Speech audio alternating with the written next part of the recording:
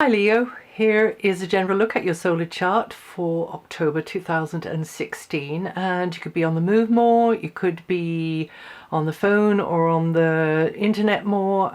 It's definitely quite a strong time for communication, physical, mental. You could be learning stuff, you could be sourcing information, disseminating information, you could just be gathering information as you're going along. This is the first full month that we have Jupiter in this very outgoing, upbeat area, which by the end of its long transit next October, you will have new territories in your mind, new concepts, new jargons, new languages, new skills, new expertise, just new experience, really. So there's that going on. The sun is lighting up that area as the month kicks off for you. Conversations up until the 7th tend to have a practical slant, though. That's carryover from September, and that might mean that you are figuring out how to manage things from a financial point of view better, how to improve things from a material security point of view, figuring it out, getting the ducks in a row.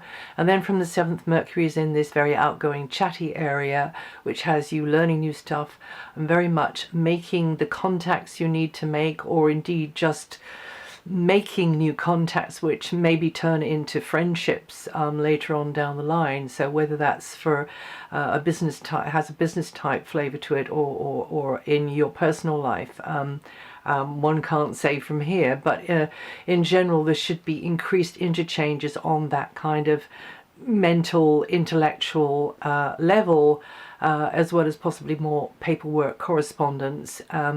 Great time though for gathering and sharing information. Now this month we're going to get a few transits which I'll just pick off one by one. We're going to get the sun going over Pluto. Pluto's in a long transit of your area of work or health. It's very much about breaking down the old, drilling down to the root causes. Pluto is all about radical or root causes of things, and it's about regeneration through stripping down to the most basic layer. So if for you that's about how you work and the methods you use, or the type of work you're doing, or indeed your health, or the health of somebody that you are concerned about, who's close to you maybe, there's no papering over the cracks with Pluto here. This is a great time also to look into things that might poison or bring imbalance into the body through like pathogens or that type of thing, because those are the sorts of things that Pluto rules. Now Pluto is zipping over the sun in the end of the first week, so that's a time that the sun being your ruler, that's important to mention, of course, for you, because it is your ruler, and so zipping over the sun in this very communicative area. So that might mean that conversations take on a more, not quite serious, but you feel they're more intimate or more involved, or they start talking. You are speaking about deeper things, and you could also feel a battle of wills going on there, and these deeper things may be to do with health matters, or they may not. They may be to do with material matters, joint material matters, joint interests in things financial or around property, or indeed values that you share, and how you're comparing how you see the value of something, or the value or the virtue or the morals from your angle, and they're talking about how they value something, or how what their moral structure tells them. So it can be tricky ground there, and so definitely a time when people are maybe feeling a bit more sensitive. Now, this transit is very quick. I mean, we could sort of say it's a block of 48 hours, but you do all month have Mars in the 8th house, and Mars in this sector of your chart is about coming up against this clash of wills or values, maybe with someone else. It can also mean nothing to do with that. Well,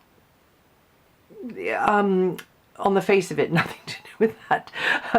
But it can be more about, you know, a stale or worn out situation which needs renewal.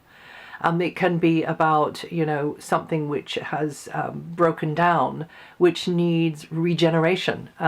Literally, it can mean about, you know, regenerating a ruin, quite literally, you know, like a property, or talking about these sorts, or rather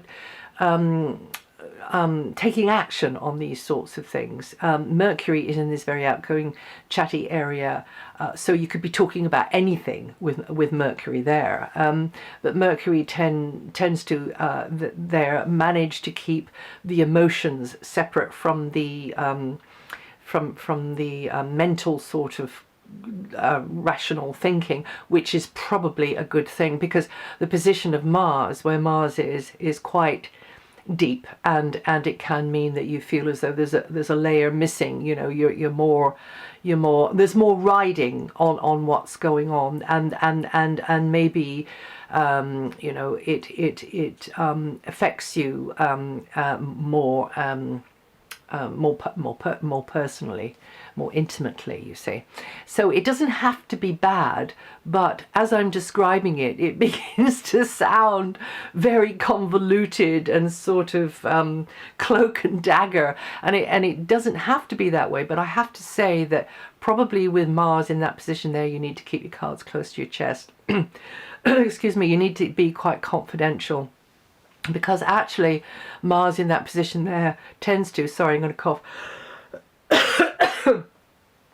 will help you clear the decks after a breakthrough is achieved. You know, maybe after there's been this kind of locking of horns, eventually hopefully a win-win solution. And usually in this house of transition, there has to be something that's let go.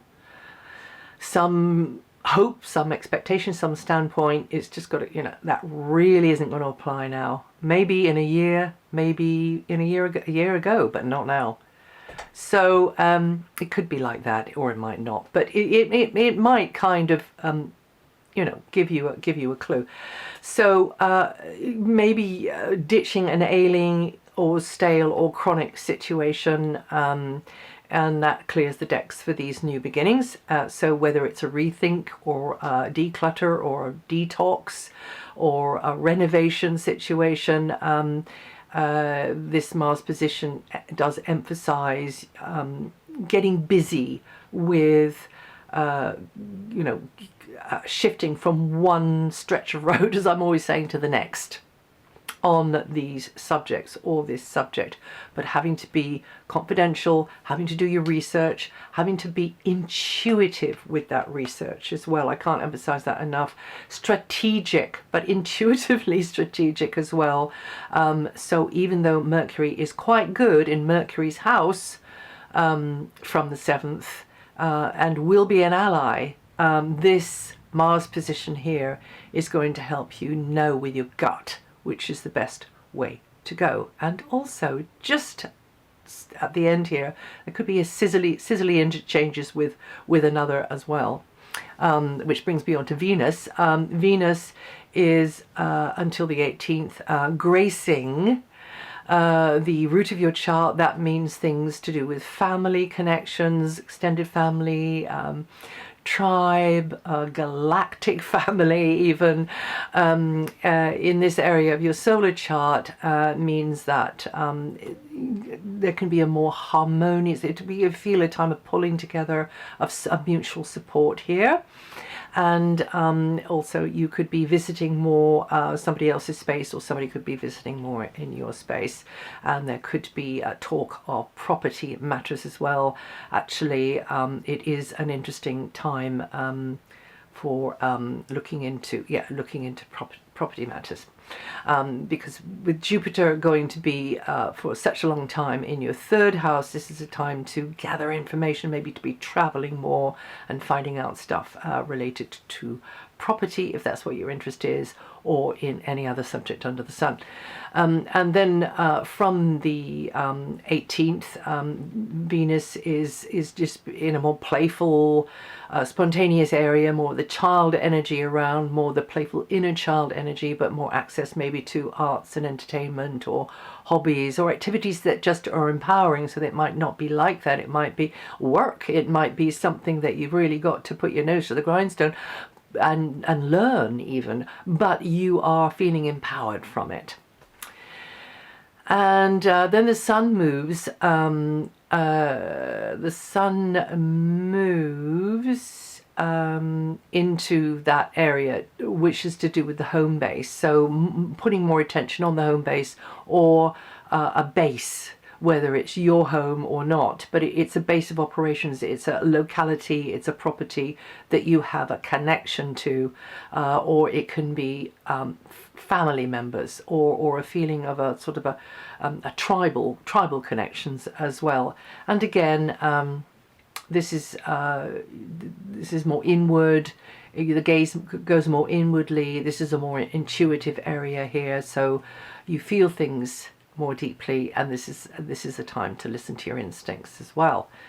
Now, for us all, for all the signs, this is the month when, as the month unfolds, Neptune and Saturn are gaining distance from each other, which means that we will it will be easier for us to get clarity on situations, to know what we're doing, or who to follow, whose ideology to follow, whose promises to follow, or which camp we're going to choose, or maybe it's to do with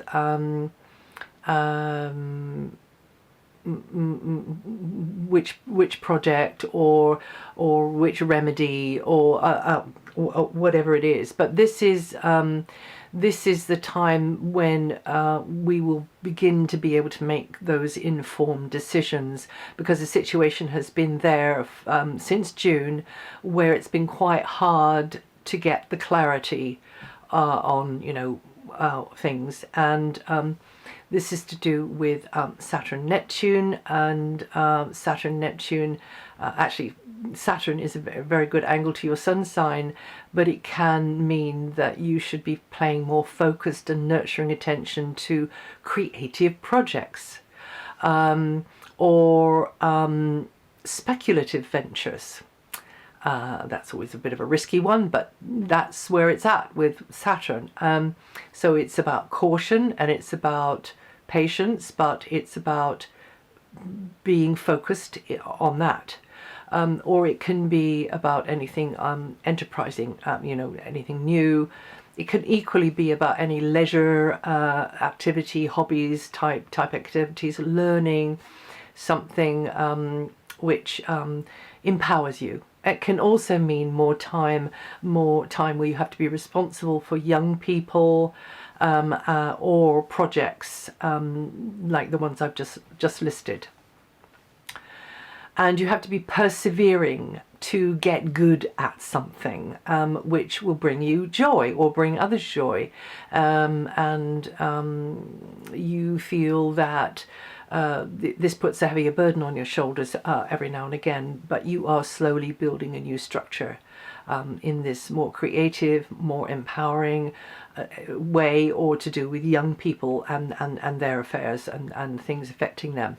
Leo is born the 1st to the 8th of August, or with 10 to 16 degrees rising, going to feel that energy the most this forecast period. I forgot to mention that beginning of the second week of the month, we get Mercury and Jupiter coming together, so that's a good time to reach out and for your mind to be expanded, and to maybe travel, maybe to go into an unfamiliar situation. Okay, and now we have Jupiter. Long transit is expanding your mind over this next year, being on a bit of a learning curve, developing yourself through education, but language, jargons, concepts, connections.